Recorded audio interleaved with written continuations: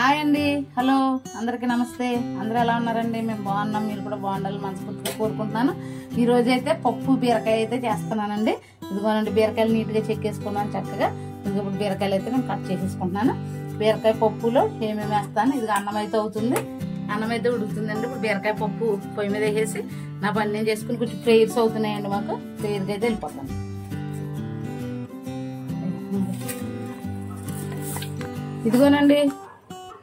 ఇదిగోనండి నేను పప్పు అయితే వేసుకున్నాను కుక్కర్లో. ఇప్పుడు పప్పు అయితే కడిగేసుకున్నాను. పప్పు అయితే కడిగేసుకోండి. నాకు అన్నం అయితే అయిపోయింది. నేను అన్నం ఎప్పుడు నీళ్ళేసి కరెక్ట్గా పెట్టను, వంపుతాను. ఇదిగోనండి అలా వంపేస్తున్నాను.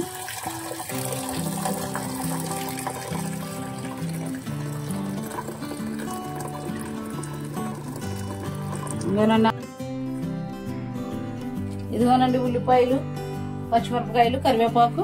ఇదిగోనండి నా యొక్క పప్పు టేస్ట్ గా రావడానికి సీక్రెట్ ఏంటంటే ఇదిగోనండి, నేను ఒక 4 రెమ్మలు వెల్లుల్లిపాయలు అయితే ఒలిచేసి వేసుకుంటానండి. నేను ఖచ్చితంగా వేసుకుంటాను.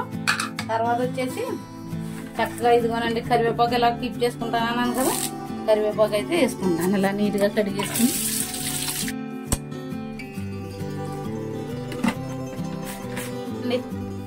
ఇదిగో ఇప్పుడైతే ఇవన్నీ వేసేసుకున్నాను కదా. ఇప్పుడు సాల్ట్ అయితే వేసుకుంటున్నాను, టేస్ట్ కి తగ్గ సాల్ట్ అయితే వేసుకుంటున్నాను. తర్వాత వచ్చేసి కొంచెం కారం అయితే వేసుకుంటాను. ఇదిగోనండి కారం అయితే వేసేసుకున్నాను.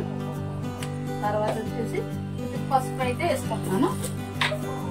అన్ని వేసేసి కుక్కర్ పెట్టేస్తానండి, చక్కగా ఉడికిపోయింది. ఇదిగో కొంచెం నేను ఆయిల్ కూడా వేసుకుంటానండి. కొద్దిగా ఆయిల్ వేస్తే పప్పు పొంగిపోదు, చక్కగా ఉడుకుతుంది, టేస్ట్ గా ఉంటది అన్నమాట. నా పప్పు టేస్ట్ గా రావడానికి కొన్ని సీక్రెట్స్ చెప్పని చూసారా? వెల్లుల్లిపాయ వేస్తాను, తర్వాత ఆయిల్ వేస్తాను, తర్వాత ఇదిగోనండి కొంచెం పచ్చి జీలకర్ర అయితే వేసేస్తాను, కరివేపాకు వేస్తాను. ఇదనమాట నా పప్పు టేస్ట్ గా ఉంటుంది. మీరు కూడా ఎక్కడ స్కిప్ చేయకుండా చేసుకుని టేస్ట్ ఎలా ఉందో నాకు కామెంట్ బాక్స్ లో కామెంట్ చేయండి. అదిగోనండి అవన్నీ వేసాను కదా. దాంతో పాటు ఒక చిన్న సైజు 3 టమాటాలు అయితే కట్ చేసి వేసుకుంటున్నాను నేను. చూడండి, టమాటా వేస్తే పప్పు కూడా చాలా బాగుంటుంది. నేను ఎక్కడ చింతపండు ఇంక యూజ్ చేయనండి, టమాటా వేస్తున్నాను కదా, ఇంక చింతపండు వేయను. ఇదిగోనండి గ్లాసు నీళ్ళైతే వేసేసుకున్నాను, నీళ్ళైతే వేసాను. ఇదిగోనండి పప్పు అంతా ఇలా దగ్గరికి వచ్చేసింది కదా, చక్కగా నీట్గా ఇప్పుడు స్టవ్ అయితే వెలిగించేసుకుని పప్పు అయితే పెట్టేస్తాను. కరివేపాకు అన్ని వేసాను కదా, ఏది స్కిప్ చేయకుండా చూడండి, అప్పుడు మీకు అర్థమవుతుంది. ఇదిగోండి స్టవ్ అయితే వెలిగించేసుకున్నాను, సిమ్ లోనే పెడుతున్నాను. పప్పు ఒక 2-3 విజిల్స్ కల్లా నా పప్పు బీరకాయ రెడీ అయిపోతుంది. ఇంకోండి కుక్కర్ అయితే పెట్టేసాను, కుక్కర్ అయితే పెట్టేసాను, అయిపోయింది ఇంకా.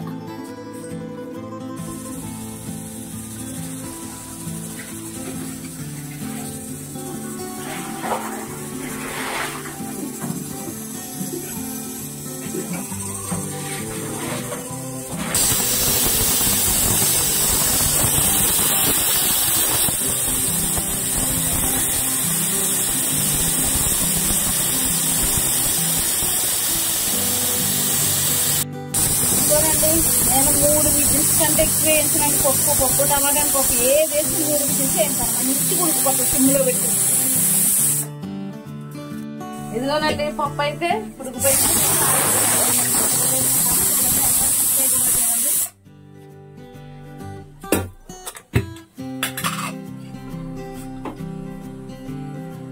ఇదిగోనండి పప్పు తాలింపు చక్కగా కొంచెం నూనె ఎక్కువ వేస్తే తాలింపు చాలా బాగుంటది. బాగా నీట్ గా చేసుకోండి. తర్వాత వచ్చేసి మాకు 500 సబ్స్క్రైబర్స్ వరకు వచ్చారండి. చాలా థ్యాంక్స్ మమ్మల్ని సపోర్ట్ చేస్తున్నందుకు. ఇంకా సపోర్ట్ చేయండి, మా వీడియోస్ చూడండి, లైక్ చేయండి, ఎవరికైనా షేర్ చేయండి.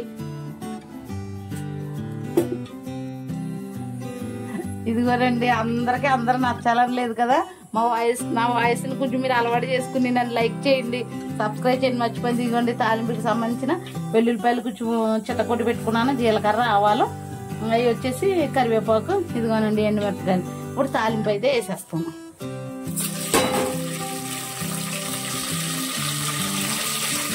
ఎండుమిరపకాయలు కొంచెం లేట్గా వేస్తాను, ఎందుకంటే మాడిపోతాయి కదా. కొంచెం అవి వేగిన తర్వాత ఇప్పుడు ఎండుమిరపకాయలు వేస్తాను.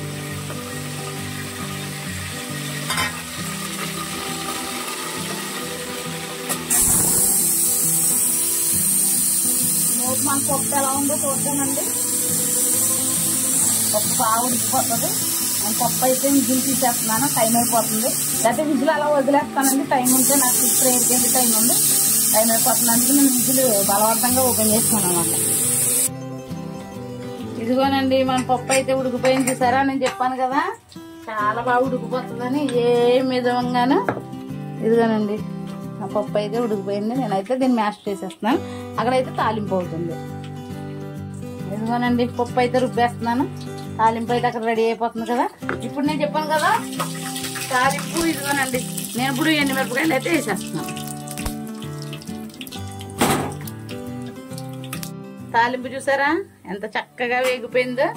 ఇప్పుడు నేను పప్పు అయితే రుబ్బు పెట్టుకున్నాను కదా, పప్పు అయితే వేస్తాను. ఇదిగోనండి పప్పు చూసారా, నేను మూడు విజిల్స్ కూడా మీకు వీడియోలో చూపించానండి. ఎక్కడైనా సరే స్కిప్ చేయకుండా చూడండి. ఇదిగో చూడండి పప్పు ఎలా ఉడికిపోయింది, ఎక్కడన్నా ఆగిందా. ఇంకో బీరకాయ వేసాను, టమాటా వేసాను, వెల్లుల్లిపాయ అన్నీ వేస్తానండి పప్పులు. నా పప్పు చాలా టేస్ట్ ఉంటుంది. మీరు సేమ్ అలాగే చేసుకోండి, నేను చెప్పినట్టుగా చేసుకోండి ప్లీజ్. ఎలా ఉందో నాకు కామెంట్ చేయండి. మీరు మామూలుగా ఏదో అరకొరగా చేయకోకుండా మంచిగా ఇలాగే చేయండి. ఇదిగోనండి ఇప్పుడు పప్పు వేసేసి అయిపోయిందండి. మన పప్పు టమాటా కర్రీ అయితే రెడీ అయిపోయింది, ఇక్కడ అన్నం అయితే రెడీ అయిపోయింది. ఈ వీడియో కనుక మీకు నచ్చినట్లయితే లైక్ చేయండి, షేర్ చేయండి, సబ్స్క్రైబ్ చేయండి. Please subscribe. Okay bye. ఎక్కడ స్కిప్ చేయకుండా చూసి పప్పు సేమ్ ఇలాగే చేసుకోండి. ఎలా ఉందో నాకు కామెంట్ బాక్స్ లో కామెంట్ అయితే పెట్టండి. ఓకేనండి బాయ్, సీ యూ టుమారో.